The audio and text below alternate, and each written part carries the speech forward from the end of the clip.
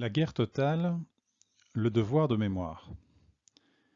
L'histoire, écrit Paul Valéry, est le produit le plus dangereux que la chimie de l'intellect ait élaboré.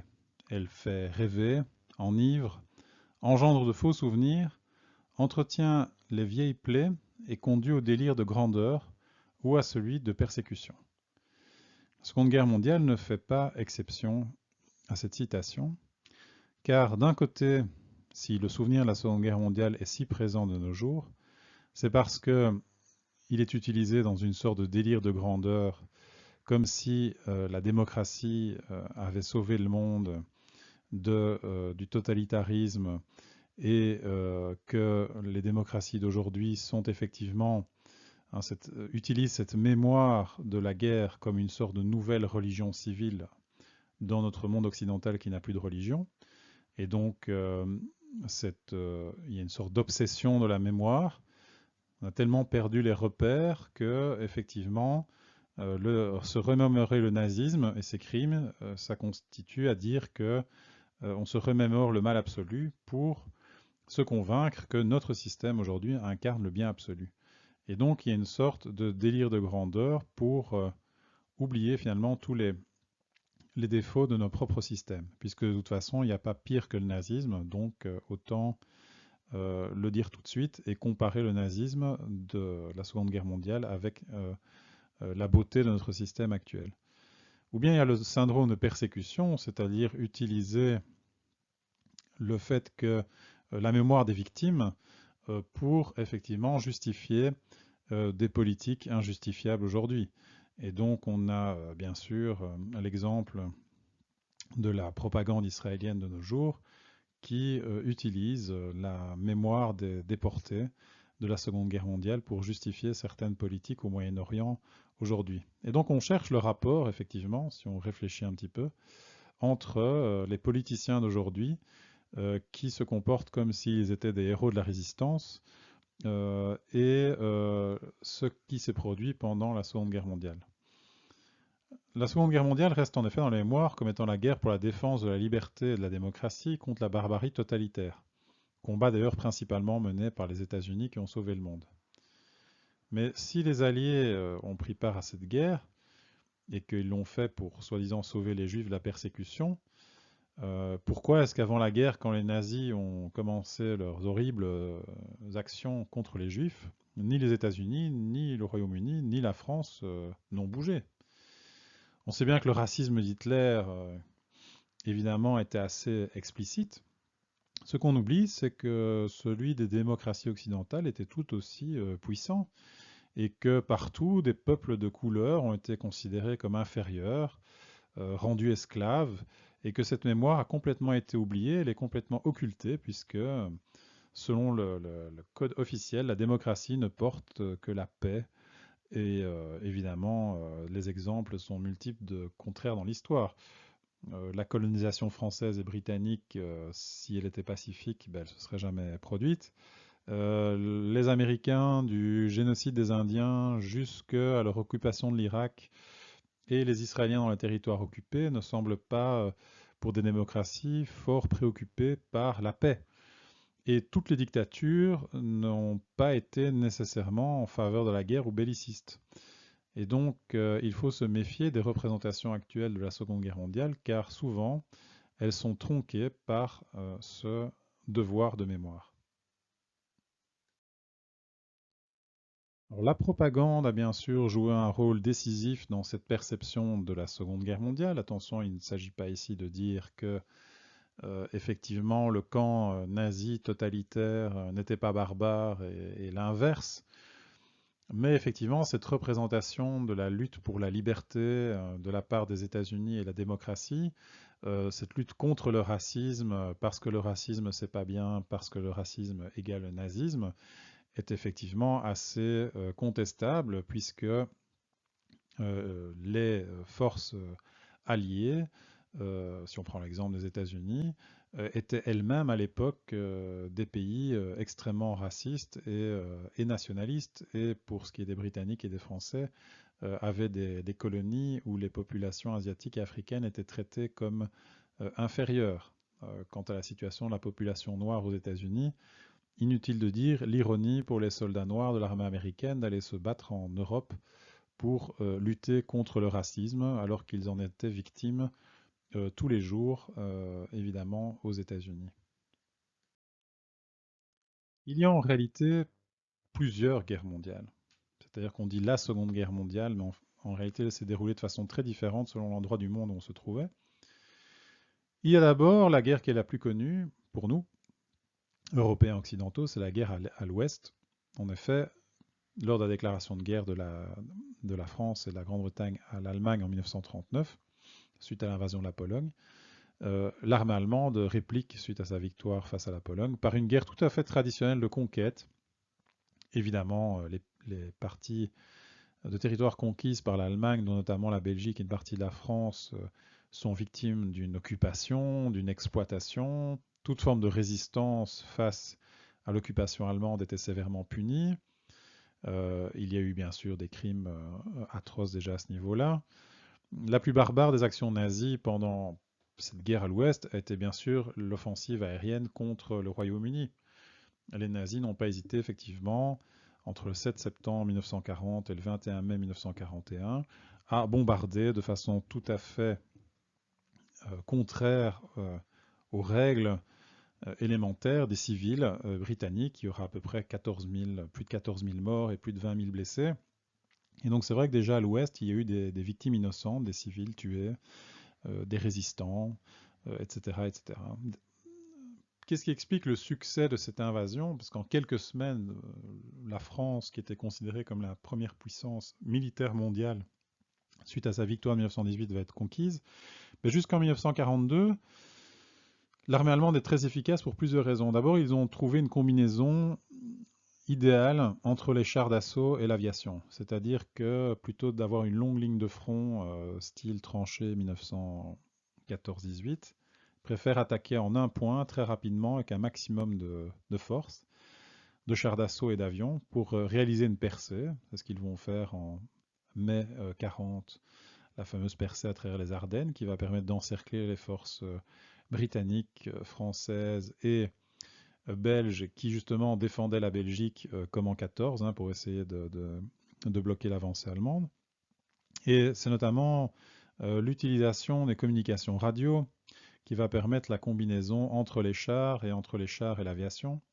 Donc au niveau technique, l'armée allemande avait développé cette nouvelle stratégie qu'ils vont surnommer la Blitzkrieg, la guerre éclair, qui doit aussi son succès non pas simplement à la qualité des troupes allemandes, qui est souvent surestimée, mais aussi à l'effet de surprise, bien sûr, puisque l'Allemagne attaque évidemment de façon surprenante à travers, par exemple, là aussi, la forêt des Ardennes qui était considérée par l'armée française comme infranchissable.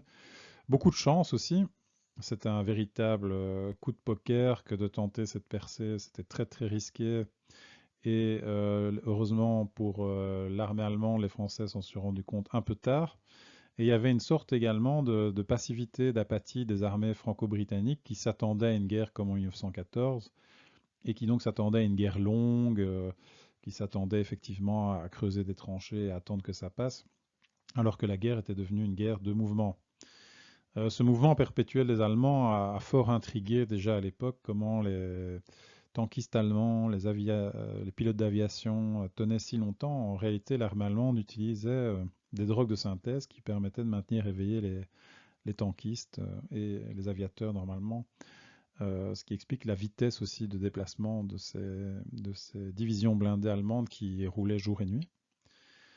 Car pour l'Allemagne, c'est une course, la Seconde Guerre mondiale. C'est une course contre la montre, une course au pétrole, car ils n'ont pas de colonies, ils ont des ressources de pétrole extrêmement limitées, et donc heureusement qu'il y a le pacte germano-soviétique depuis 1939, car non seulement ça permet de ne pas avoir la guerre à l'Est, mais en plus ça assure le ravitaillement en pétrole de l'Allemagne.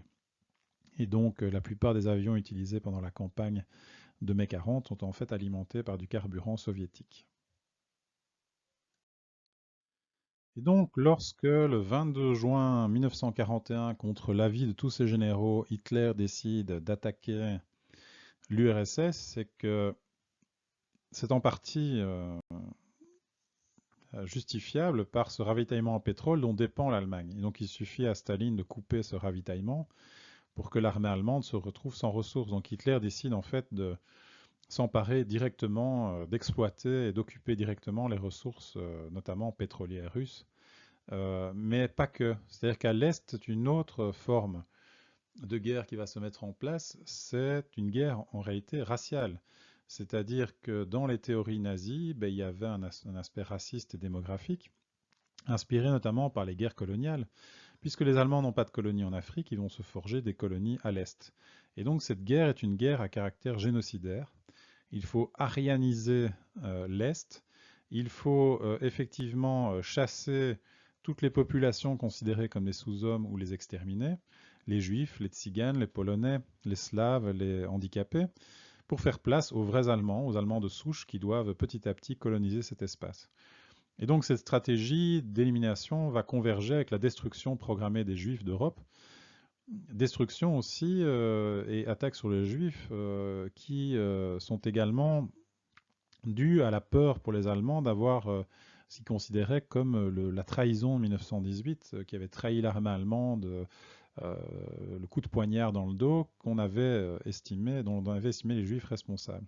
Et donc cette différence entre les deux guerres européennes, totalement différentes entre l'Est et l'Ouest, explique aussi les chiffres de victimes, puisqu'à l'Est, la proportion de tués, juifs compris, est évidemment la plus élevée. 16% de la population de 1939 disparaît en Pologne, soit 5,8 millions de morts.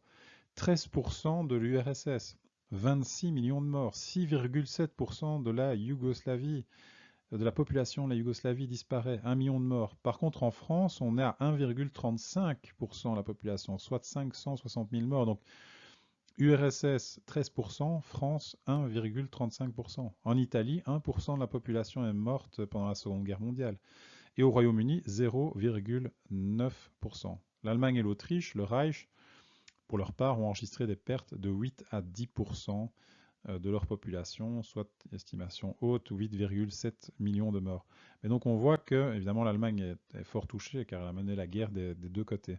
Mais donc on voit qu'il y a une différence énorme entre les pertes sur le front de l'Est, pour rappel 13% de la population en URSS et 0,9% pour le Royaume-Uni, pourtant touché par ces fameux bombardements allemands, etc.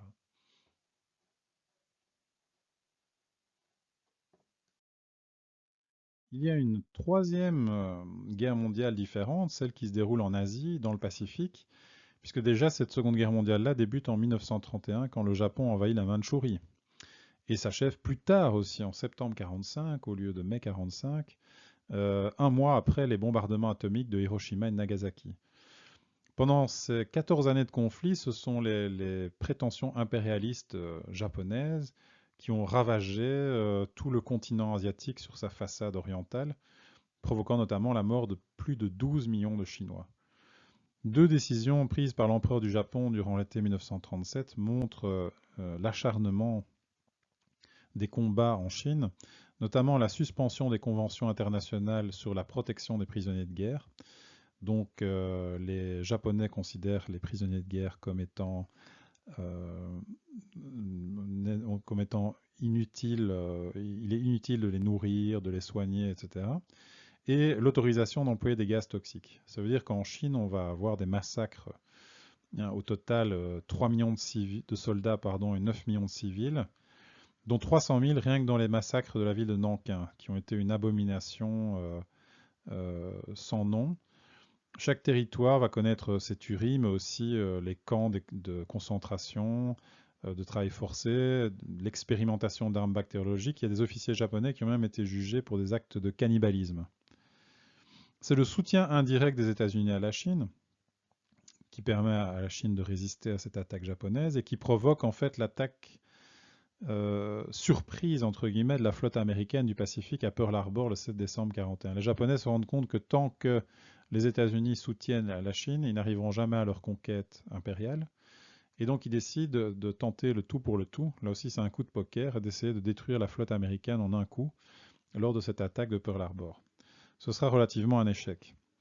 Pour Hitler aussi, la fin de l'année 1941 est en fait dramatique, puisqu'on peut dire qu'il a déjà perdu la guerre.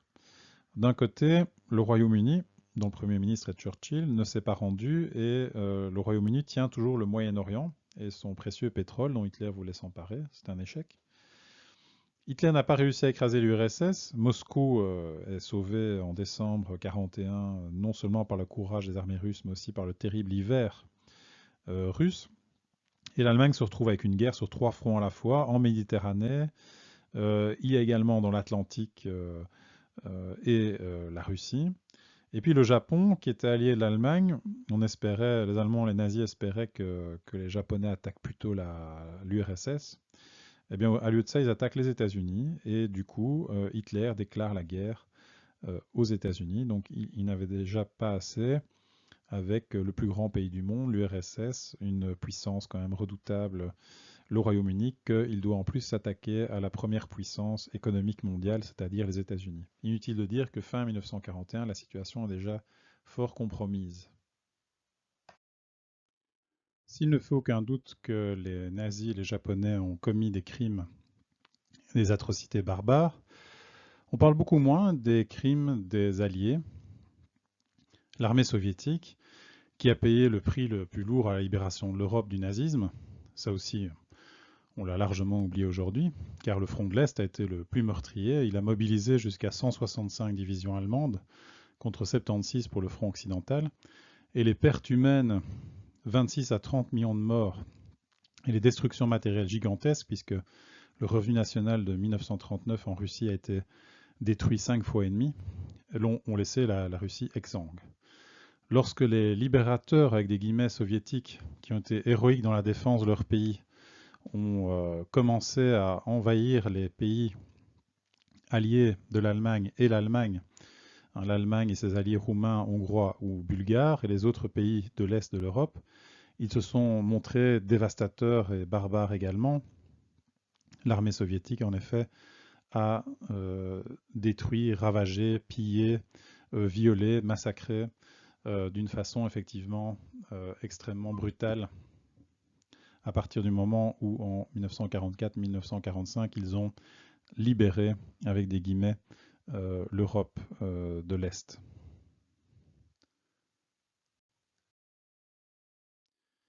Le comportement barbare des armées américaines, britanniques, s'est surtout remarqué dans l'utilisation de bombardements aériens contre les villes ennemies. Encore aujourd'hui, il y a beaucoup de gens qui justifient les bombardements de civils en donnant en fait un argument assez simpliste en disant bien sûr on a commis des massacres mais c'est eux qui ont commencé donc nous on a la conscience tranquille. Au départ, depuis les années 30, tout le monde s'indignait contre les puissances fascistes parce qu'elles bombardaient de façon aveugle les civils. Les Italiens avaient commencé en Éthiopie en 1935, le Japon en Chine avait bombardé les villes et les civils.